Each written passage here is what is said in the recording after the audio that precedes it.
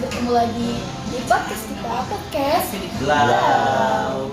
Jadi kali ini kita akan membahas tentang sejarah yang dirasakan oleh nenek kita sebelum nenek kita meninggal dunia. Jadi kelahiran nenek kita tuh rata-rata 1900 tahun 20-an lah ya.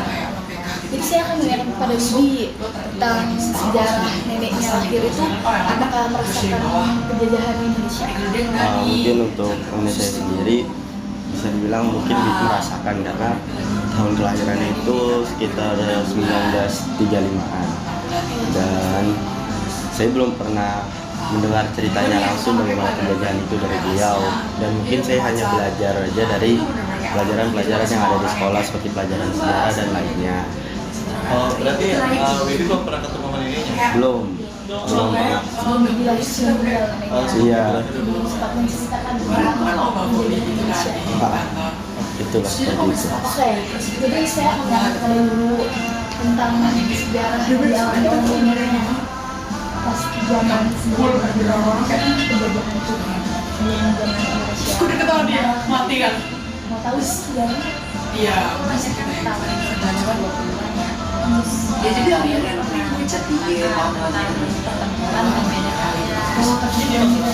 Ya dia harus main itu. Jadi pertempuran Dia beda sekarang area pas udah jadi sampai Oktober tahun 1945. Oh, jadi sudah kemerdekaan.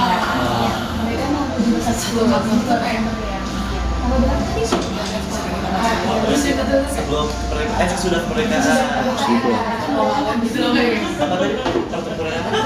Oh, di Medan area. Jadi kalau sama Nisa itu Iya, kita kotakin ada sekarang juga tapi satu kelas udah tahun tadi kan gue balik. Nah di terus rakyat Medan kan senang gitu karena tujuan utama mereka itu untuk mengurus kawasan perang Indonesia yang penampilan gue itu pasti nggak. Oh, jadi kayak Indonesia video kan gara-gara tapi ternyata mereka itu rencana untuk mengambil alih pemerintahan yang ada di Indonesia. Oh, berarti ini kayak ibaratkan sekarang tuh kayak dikasih hati, kita jantung. Parah. Kalau kita tahu Ica itu apa tadi? Nisa itu Netherlands Indies Civil Administration. Suka baby katanya. Jadi kadang dia Itu pasukan dari mana? ada dia nggak gitu. Oh, berarti itu dari satu dari kayak bukan Indonesia atau Belanda? Awal dari pertempuran Medan Area itu kan sudah di tanggal 13 September ya. Keributannya terjadi di hotel di hotel yang mereka tempati. Oh, keributannya di tempat hotel yang mereka tempati. Sama rakyat Medan. Oh, awal keributannya itu kayak gimana? Pas ada salah satu pemuda Indonesia yang menggunakan merah putih, terus direbut oleh sekutu dan bisa, dan juga rencana itu menjadi Terus jadi kan hal itu membuat rakyat Medan itu marah kan. Akhirnya rakyat Medan mengadakan pertempuran di kota Medan untuk melawan sekutu dan Inca. Pertempuran itu memakan banyak banget korban di antara kedua. Mana yang mukanya Pas itu Indonesia membantu ya. Inggris. Oh, Inggris malah bantuin sekutu dan Ica.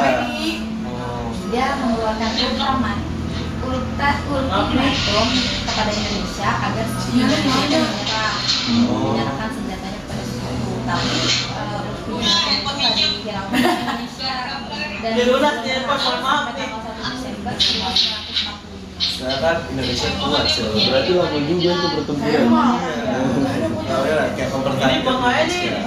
Cukup lama berarti pertempuran. Terus pada tanggal 1 Desember itu pusat perjuangan Medan itu dipindahkan ke Pematang Siantar. Dia dipindahkan, dia mau berhenti itu. Nah, lu udah nggak benar lanjut. mereka itu salah satu komandonya itu namanya Resimen Laskar Rakyat Medan Area Gue ketemu yang lu masih ditetapkan lucu. tanggal bulan Agustus 1945. Nah, pemberontakan seperti Indonesia itu terus berlanjut sampai akhirnya Belanda itu menyerah kekuasaannya kepada Indonesia tahun 1949. Masih dalam orang berantakan ya? Oh, lama juga ya. juga Itu ada dampaknya nggak dari peristiwa Betul, dampak dari kota Medan Area itu menimbulkan banyak korban, diantaranya itu 7 orang pemuda Indonesia meninggal dunia dan 7 orang dari pihak Indonesia juga meninggalnya, dan juga 92 orang dari pihak Indonesia mengalami luka-luka. Tidak hanya Ayo pasti ada something. juga dia menghancurkan bukan hanya itu korbannya menghancurkan sebagian pertanian gitu. parah ya sekutu dari Cina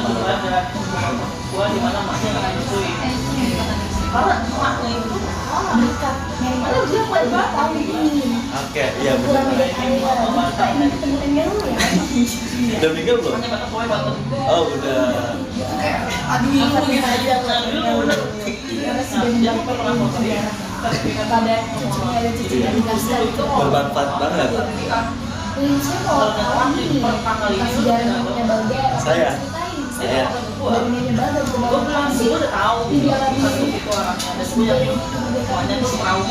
nenek saya kira-kira lahir tahun 1928 kira-kira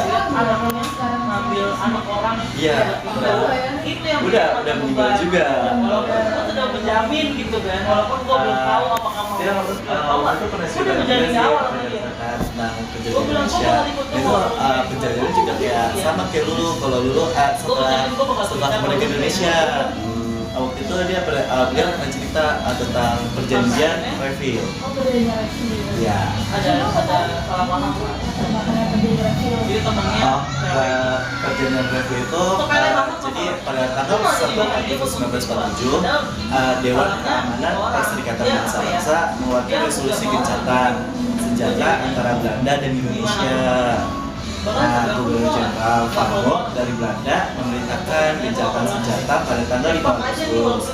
Pada 25 Agustus, Dewan Keamanan mengeluarkan resolusi yang diusulkan Amerika Serikat bahwa Dewan Keamanan akan menyelesaikan konflik yang ada di Indonesia dan Belanda, konflik Indonesia Belanda.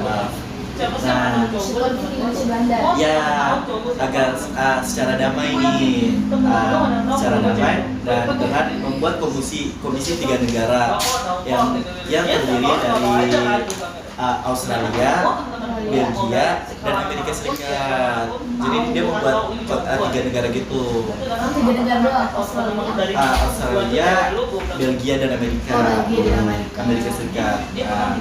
Nah, nih Indonesia memilih Australia yang diwakili oleh Richard Kirby, sementara Belanda memilih Belgia yang diwakili oleh Paul van Zeeland. Kemudian Australia dan Belgia sepakat memilih Amerika Serikat yang diwakili oleh Frank Walter Graham pada tanggal 29 Agustus 1947. Nah, setelah itu Belanda memproklamirkan garis Bandung yang membatasi wilayah Indonesia dan Belanda. Nah, setelah itu Belanda Republik Indonesia menjadi tinggal sepertiga Pulau Jawa dan kebanyakan pulau di Sumatera. Tetapi Indonesia tidak mendapat wilayah utama penghasilan makanan.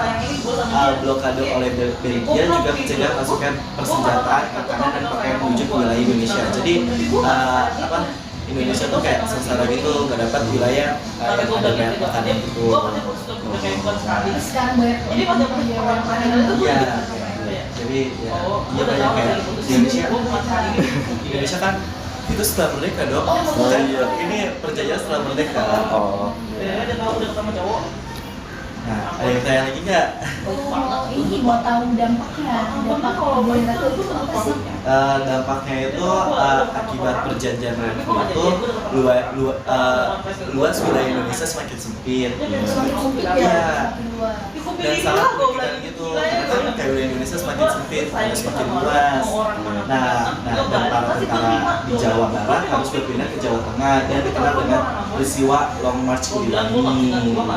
Nah, terus bahkan nih ibu kota negara juga harus berpindah dari Jakarta karena tidak lagi ada wilayah kekuasaan Indonesia. Berarti Jakarta sudah dimiliki siapa tadi? Sudah dimiliki siapa?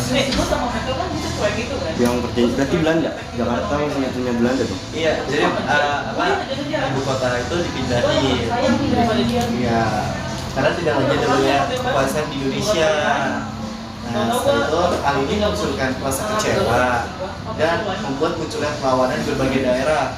Nah, nih bahkan Perdana Menteri Amir Syarifudin mundur dari jabatannya pada tanggal 23 Januari 1948 akibat gara-gara itu perjanjian Renville itu dia mengundurkan diri ya, karena dia gagal mempertahankan wilayah kedaulatan Indonesia. Jadi dia kayak merasa gagal, dia mengundurkan diri dari perjanjian Renville.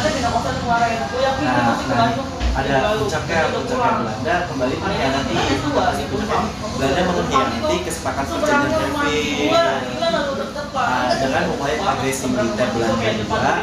Peristiwa ini ditangani dengan pemboman lapangan terbang Maguwo yaitu yang ada di Yogyakarta pada 18 Desember 1948. Belanda menjahat ya, mengkhianati itu. Ini sekarang kebetulan banyak orang Indonesia ke Belanda.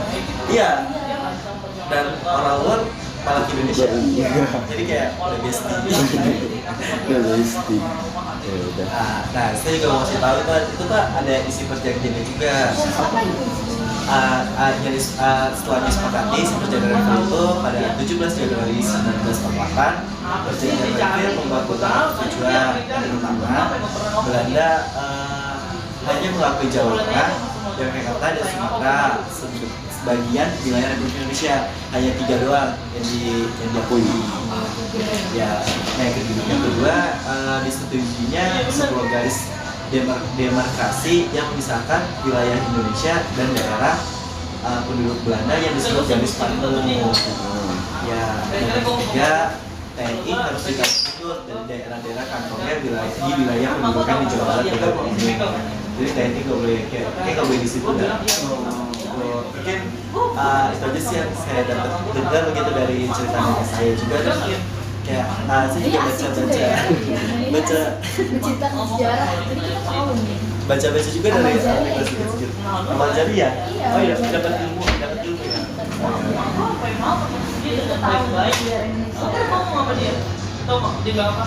Oke guys, mungkin itu aja podcast dari kami, podcast Blank. Mungkin bisa ketemu lagi ya di podcast selanjutnya. Karena podcast Blau selalu seru. Oke, bye guys. Bye. Assalamualaikum warahmatullahi wabarakatuh.